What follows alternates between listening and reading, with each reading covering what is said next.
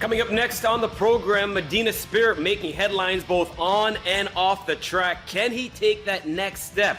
Chad and I will discuss as part of our Black-Eyed Susan Preakness Stakes coverage. The JRA spotlight shining brightly once again on Tokyo Racecourse as the fillies and mares will battle it out in the Victoria Mile. Ebner and Reed Jr. will prognosticate. And oh my goodness, it's fitting that it's prime time under the lights at the Meadowlands. What a renewal of the Cutler Memorial. I can't wait. That, the bet battle, and a lot more coming at you right now. All part of this edition of Racing Around the World, brought to you by HPI Bet. Is gaining ground out in the middle of the course. It is Channel Cat with the lead. Moon over Miami on the inside. Gufo now kicking in late as they come down for the finish. It's Channel Cat. Here's Gufo with a late surge. Channel Cat and Gufo, oh, their noses apart on the wire. After a mile and 3/8 in the Man of War, was it Channel Cat or was it Gufo? John Embriel, it was indeed Channel Cat who just refused to lose and in the process becoming racing's newest millionaire. Welcome once again to Racing Around the World, brought to you by HPI Bet. I'm Jason, he is Chad, and Mr. Rozema, just another week of winning on the front end in a grade one for the Hall of Fame rider, John Velasquez. First grade one on the turf of the season at Belmont. And yeah, Johnny V just does what he does, right? I know they call Mike Smith but Johnny V, he's pretty money as well. And Channel Cat, you watch that replay, and it's almost like he's got a long face, like he knows he's got to stretch out to hit that wire. And Gufo, maybe he was hoping that race was a mile and a half, just not quite there, but he's going to be set up for a great campaign. One of the few losses on the weekend for the Clement stable. They had a big weekend at Belmont. Maybe it was the Porty jinx. I picked Gufo and didn't win, but you know what? Channel Cat just wanted him more. You're right. And the owners of Gufo saying maybe some plastic surgery is needed. Get that horse a bigger nose, and might have been the difference. But hey, make no mistake. Unlike Medina Spirit, 22 and change, 47 and change, 12 and 2, 37 and 2 for the mile. And you're going a mile and 3/8, man. Oh man, he just ran them off their feet. And Velasquez rationed out the petrol just perfectly. That is in the past. Let's talk about what is ahead. Another smashing weekend upon us, and you can catch all the action on HPI Bet. Whew. I mean, when we look at this schedule, Chad, we're just seeing a ton of racing action. And what I'm starting to get excited about too, we kind of always expect that thoroughbred stakes action throughout the entire year. But now we're starting to get into more serious harness action as far as the stakes. They've, you already touched on some of the Meadowlands. They've also got the Graduate coming up on Saturday. There's Sire Stakes at Pocono Downs, I believe, on Sunday with Pepsi Cup eligibles that'll be, competing there, including the headliner in Perfect Sting, the undefeated Perfect Sting. So looking forward to those. We've got tracks that are just kind of getting underway. I think Tuesday, I saw Century Downs out west here in Canada gets underway on Tuesday as well. So a lot of exciting things coming up, Jason, but Pimlico takes center stage. What to watch for stakes-wise, take a look. And Old Hilltop planted firmly on the calendar in mid-May. As always, that second leg for both the ladies and the guys in terms of the Black-Eyed Susan and the Preakness Stakes. And wow. Whew. Belmont says, can I get a piece of the action? Because they've got the Soaring Softly as well. Santa Anita. We're also going to talk a little JRA coming up on the program. So right across the racing map, Chad, another wonderful weekend ahead. Yeah, and I already hear the horse players talking about specifically the Friday card from Pimlico with the full fields. A bunch of stakes action as well. I think they're excited to kind of kick off that weekend and get into the wagering. So that'll be the theme. And don't forget, HPIBet.com is where you can watch and wager all weekend long. All right, let's get at it. Let's get right at it with the Black-Eyed Susan. Hours away, actually. And obviously, Pimlico will be hot all weekend long. First of all, just nice to see this race back where it belongs on the eve of the Preakness. Last year, because of the pandemic, was actually part of the Preakness undercard. So kind of lost in the mix. Gets its day back to itself. 97th edition. Good looking field. Baffert making headlines again on the outside there with beautiful gift. Velasquez are looking for a repeat of the Kentucky Derby. But you're going to go to the inside and take a little bit of a closer look at Army Wife. And the trip didn't exactly work out last time in New York. No, and you know what? She was really up against it anyway, because also in that grade 3 Gazelle was a filly by the name of Search Results. And we know Search Results, what she's done. She wins here, as expected as the heavy favorite. But then she went on to give Malathat all she could handle in the Kentucky Oaks and raced awesome in her lone career defeat. But look at Army Wife. She gets completely shut off there. I mean, she almost comes to a walk. Then has to start the engine back up. I love the way that she regroups. Yes, she's going to be a well-beaten third, but she had some excuses. I don't know if she was going to be better than third anyway. She might have just been a closer third in this contest, but I just still like that she regained her composure, came back on, got an 82 Beyer, which was a career best. Prior to that, the 77 was a career best. So she looks like she's trending in the right direction. And I look at this field, Porty, I don't see Search Results. And I just don't see that caliber. I think she could take advantage. I like the fact that she picks up Rosario for Maker. She's got a decent work coming in. I just think Army Wife's into a good spot here. There's going to be some speed. If she can just get positioned well enough away from that pole position, I think Army Wife has a chance to pull off a mild upset. She's 8-1 in the morning line. We know that Baffert's going to get played in here, but I will tell you, with Baffert's charge, although the lines look good, a little concerned too, Jason. 3 straight races, she's only faced 3 rivals. That's it. Good point. I don't mind your pick, Army Wife. And Joel Rosario has won this race before 2013 with 50 Shades of Hay. Now he's going to try and give Mike Maker his first. But this is a race that is 9 furlongs, where 9 winners have gone on to become champion 3-year-old filly. What about number 9? And no, that's not the reasoning for my handicapping. Adventuring. I really feel like, you know what? She is just peaking at the right time. Back-to-back wins. Yes, she skipped the Kentucky Oaks, had enough points, but would have had to been supplemented there. So, a large sum of money. I love the way last time out they threw 2 curveballs at this horse, and she knocked it out of the park. First time, no Lasix. First time on synthetic. She's been fresh in about 7 weeks. This is her graded stakes debut.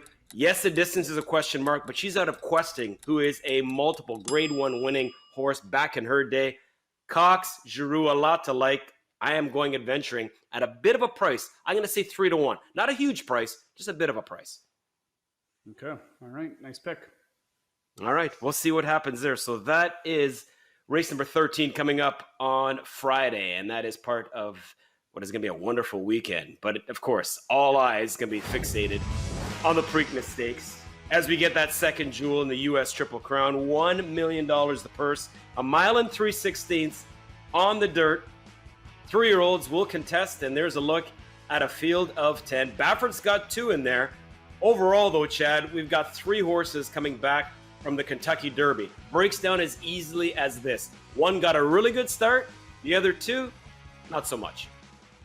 Awful starts, absolutely awful. Let's go back and have a look back at the opening jewel. And good to see the Preakness back in its usual spot as well as being the second jewel, unlike last year. But look at Keep Me in Mind, the 4, and Midnight Bourbon, the 10. Midnight Bourbon, they wanted to go to the front. He got bobbled. Keep Me in Mind literally walks out of the gate. Oh, man.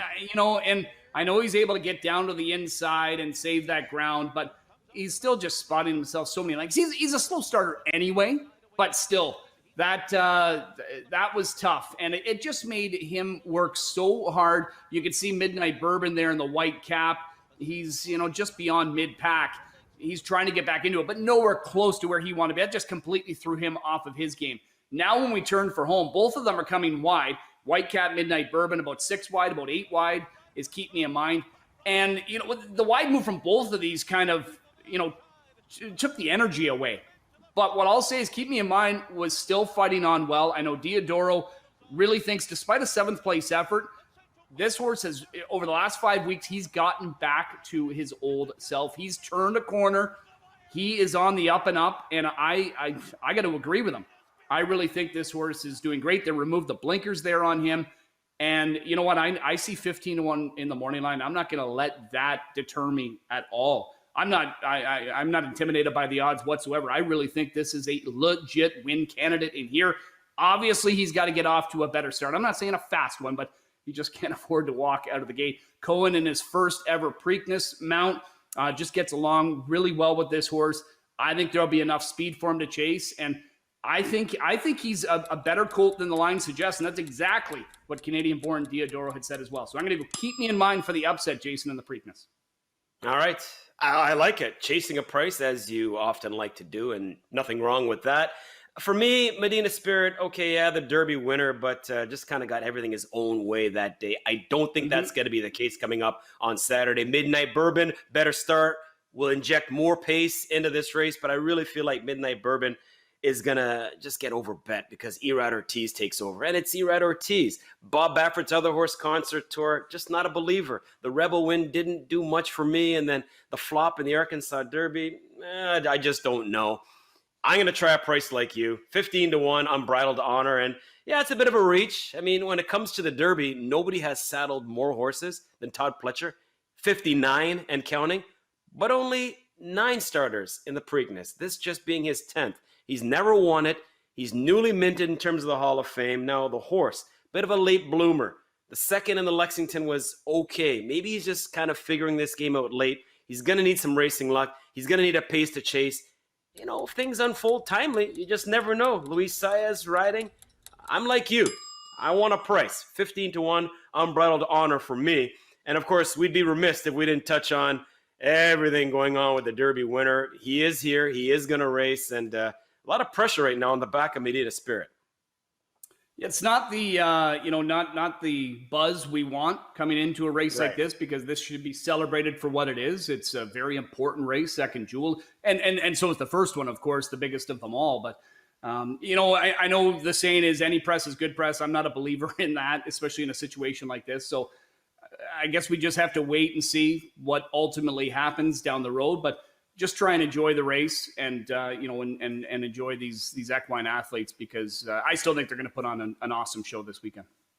Love the way Baffert has said, you know what, go ahead, pre-test my horse. I'm going to oblige. I'm going to cooperate. And that's what they've been doing. And pre-testing is a really good thing, right? Stop it from happening before it gets a chance to happen. And obviously, I wish there was more of it.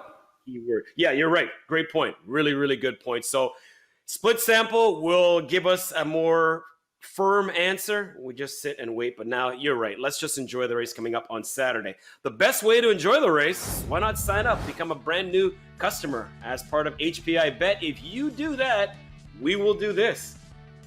Get $250 when you bet $250. It's as easy as that. Make sure you sign up. The offer is until Saturday, May 15th. So Preakness 146 right around the corner. Sign up, play it on HPI Bet. Yeah, and go check out the website as well, because there'll be other promotions on there. Just, always good stuff that comes through there. So we have got you covered where you can watch and wager, but just a little incentive for those new signups as well. How about some harness action? Because the Meadowlands is just, heating things up. We know the big trot date on the calendar is the Hambletonian, but for me, this is when my trotting blood starts pumping, when I see the Cutler Memorial. And, in years past, we've seen stars like Cruzado de la Noche win just a couple of years ago, going 1 1/8. And then last year, who could ever forget that amazing mare battle between Atlanta and Manchego? Well, hey, the latter is back, looking for revenge as part of a star-studded field, Chad. We got a couple of double millionaires, and we got a couple of millionaires as well. So this race has basically got it all. Household names, that's for sure. We've got quite a few of those in here. Glad to see Manchego back racing, by the way. And she's just going to get her campaign underway. Forbidden Trade there, of course, for Blais and McClure. Back to the scene of where, obviously, he had the biggest win of his career for all of them involved. And that was the Hambletonian a couple of years ago. But he gets the trotting hobbles back on, which is what he wore when he won, by the way, in the Hambletonian. He's also going to get on the Lasix program. But we'll see. He's got post position 10 in his first start of the year, but off of a decent qualifier. A horse right now that's racing fantastic is Lindy the Great for Team Miller. Orange Crush, Andy in the bike. And you know what? His last couple of starts, what have they resulted in? Victories. Now, they've both been at the preferred handicap level. Different styles. First week off the shelf, he was able to win from off the pace in 52-3. Then from post date on the May the 1st program, this is most recent race. He got the front, well rated, half and 56-3. That's a cakewalk for trotters. When asked to sprint, although, Mississippi Storm getting close, Lindy the Great still hit the wire first with a 27-2 final quarter. So he got asked, and he had to sprint, and he was up to the challenge. Now he comes into this race 2 for 2, Jason. On paper, I mean, he's racing as well as anybody, especially when you factor in that others are just getting started. Yeah, the informed horse, no doubt. Hard to argue with perfection, and that's what we got out of this guy so far in 2021. Speaking of last year, this race, he was a flying third. Manchego was a tough beat second, everything that she went through. But yeah, he was a flying third. I'm like you, though. I mean, the form is really good, but he's been beating preferred horses. I think this is a whole new can of worms. So you and I both going in different directions. That direction for you is? Manchego. I am going to go Manchego. Okay. The beaten favorite, as you mentioned, last year in this race, but it took Atlanta to beat her. But then she got going so well, late last season. Now, she started back. First qualifier was really good. Second one, not so great. Well, she came out of that race with a fever, a little sick. I reached out to Nancy Tachter earlier this week and just asked her how she's doing. And she said, you know what? She drew blood. Everything was good. It looks like she's healthy. Obviously, they'll know more out of the race. So fingers crossed. She does admit, however, expects her to be a little bit short. But I think even despite that, she could still win this race. So Manchego with double D in the bike for the win. What about you? Star-studded affair. There are no wrong answers going into any race, but especially this one. I think you can go in several different directions. As for me, I'm going to jam with Jim and Jordan. I'm going to go Crystal Fashion at a bit of a price. Needed that comeback race. I think it served its purpose. Now that he's got one under his girth, take a bit of a step forward. That race was actually better than it looks perhaps on the program page. It just locked, nowhere to go through the stretch and just kind of wrapped up. But again, a horse that's going to need things to, work out perfectly for him. A bit of a trip wouldn't hurt. It never does. And I think he's going to be a price just because you got so many talented horses in this field. And ultimately, I think Trip's going to decide the winner. I can't wait. I think this is a fabulous race, a great one to bet as well. Crystal Fashion will be a price. And there's even others in here that we didn't make a case for that could jump up and win this thing. Well, I think one of the best things about this race is horses like Manchego and Forbidden Trade, just because of who they are, they're going to take money. And there's a good chance both of them will be short, especially from outside posts in their first of the year. So that will inflate the odds on some other horses. I know I'm still siding with Manchego. I don't see me getting 9-2 on her. But you're right. I think you're going to get a good price on your horse. Race number 9, part of a Super Saturday under the lights at the Meadowlands. All right, time for our Japanese Racing Association fix. And for that, we're going to talk a little filly and mare action. A race that hasn't been around all that long in the Grade 1 Victoria Mile, but Tokyo Racecourse will be hot coming up on Sunday as a result of this fixture. With more, we check in with our resident experts, Robert Reed Jr. and Klaus Ebner. Thanks very much, Jason. Hope things are well. Well, Rob, we had a 1 mile race last week at Tokyo, and we're back there again this week with the Grade 1 Victoria Mile with the fillies and mares on display. Now, first off, I really think that Grand Allegria is going to be difficult to beat. 4 Grade 1 wins on her resume. 5 of her 7 lifetime wins have come at a mile, but the price is going to be south of even money, and that's no fun and does not lend itself to longevity in this game. So we're going to go bomb hunting. We're going to go with Maltese Diosa. This horse should be north of 40-1, and some excuses in her latest. It was too short at 1,200 meters. She lost a shoe, and she certainly did not like the soft going. This horse finished second to Resistencia in the Hanshin Juvenile at 2. Did not have a consistent 3-year-old season, but I think she might be ready for a big rebound in this spot on Sunday in Japan, Saturday night here in North America.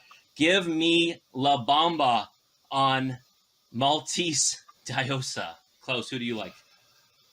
Well, for me, Rob, I think I'm in the same court as you in thinking that Grand Allegria is probably the winner in here, but there are a few that will challenge, including the probable second choice in the race, that being Resistencia, 4-year-old filly by Daiwa Major. We saw her last time out in the Grade 1 Takamatsu no Miyakinen over 6 furlongs.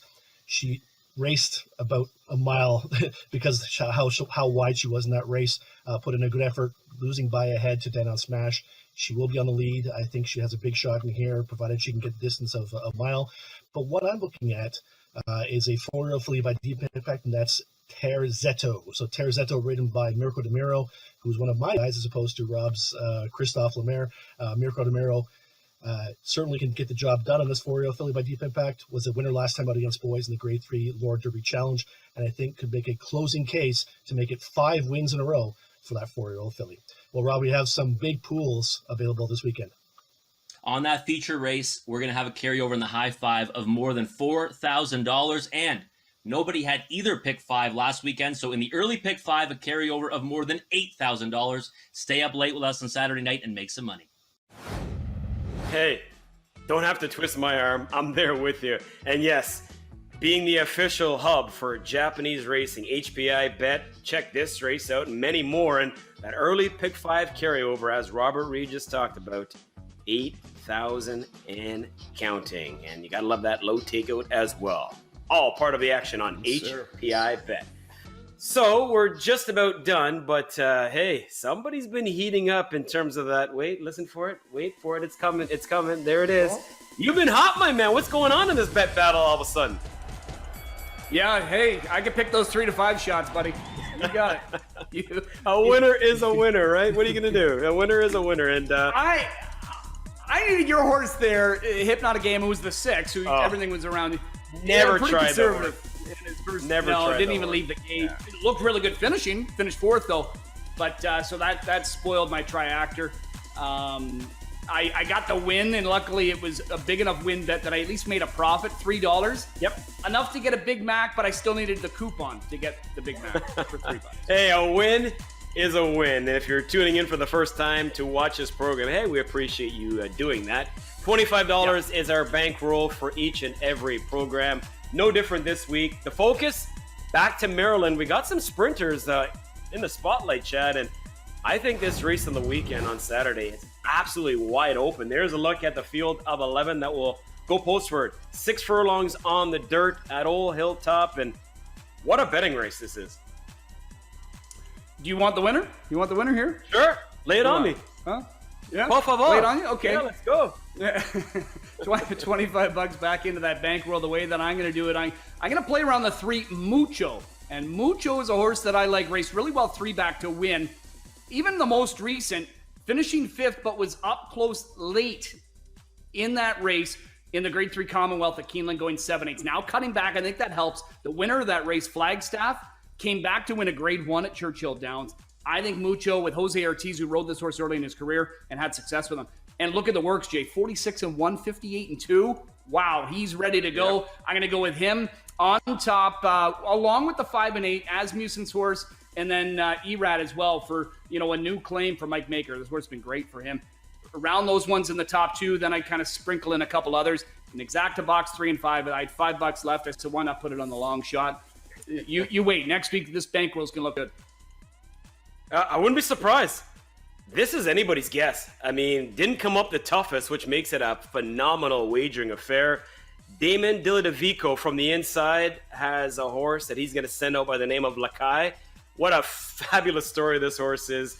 The rail stinks because if you miss the jump and don't get out of there, everybody drops down and you're going to get shuffled back. But this horse is just so honest. Tries hard each and every time. A hard hitter. 2 for 4 at Pimlico, so I know he likes the surface. Was able to win the Frank Whiteley last time out, and now goes from the Frank Whiteley into this affair. Bit of a trip from the inside is going to be needed, but I'm going to go Lakai. That'll be my win play, and then I'm going to play an exact, as you see, over a bunch of horses. I know it's part of the undercard, but this is a fabulous betting affair known as the Maryland Sprint. So we're all set. The Black-Eyed Susan, the Preakness, Maryland Sprint, the Gallarette, a bunch of action, and then we're going to put a nice little bow on it Saturday night from the Meadowlands, and then into Sunday as well with that Victoria Mile. It's another awesome weekend, right? Looking forward to it, and these stakes are going to come at us hard and fast over the next couple of months from both breeds, thoroughbred and standardbred. So looking forward to that, and looking forward to us finally getting back. Let's hope this is the final lockdown that we have just extended into June, and we get back similar to last year. We were June 5th and 6th, I think we were back in action for harness and thoroughbred. So yep. And hey, we should point out too, with the Preakness this weekend, you and I are back on IG Live on Saturday. I don't know a definite time. I don't think we even settled on that just yet. Race is supposed to go 6:45. So somewhere before Stay that, tuned. we'll be on IG. Yeah, stay tuned. Just That's stay right. tuned. That's Stay right. tuned. All right, sounds good. Nice job as always, partner. For Robert Reed Jr., Klaus Ebner, that guy, Chad Rosema, and producer Luke Van Belkom, I'm Jason Porwando saying thank you as always for the company. Join us next time when we go racing around the world, courtesy of HPI Bet.